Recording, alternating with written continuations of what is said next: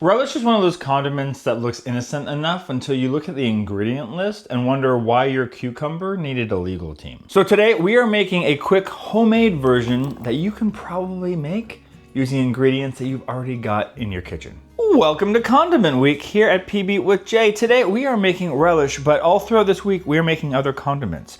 Earlier this week I made ketchup and mustard, and later on this week I'm gonna make some barbecue sauce and some oil-free mayonnaise, so stick around for those. And if you're watching this all after the fact, I do have a compilation video where I put all of these together, and I ranked them based off of whether I thought they were affordable, delicious, and the kind of thing that's actually worth your time to make whenever you need a condiment. For this recipe, you can either use cucumbers or zucchini or a combination of the two, depending on which vegetable you prefer for your relish.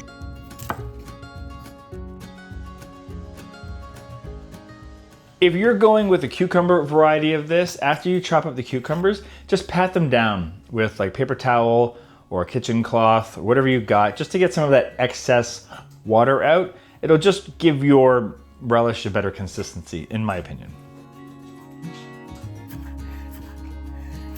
We're gonna mix together our finely chopped cucumber or zucchini, along with our onion, apple cider vinegar, some date paste or maple syrup, and half a teaspoon of mustard seed. I'm gonna throw in a ton of dill. Use as much or as little as you like. I'm putting like a half a cup in here because let's be real, when I want relish, I want it to be delicious. Ah?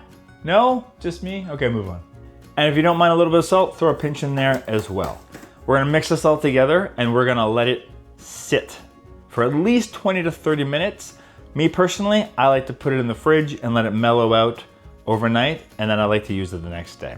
But if you got a barbecue and you need to make it quick, just make it earlier in the day and let it sit as long as you can. At least 20 to 30 minutes. Let us know what you think of this recipe down below. Don't forget to stick around for more in our Condiment Week series. And if you want the entire gamut of them, we're gonna be posting that at the end of the week. If you're coming here late, that is already there.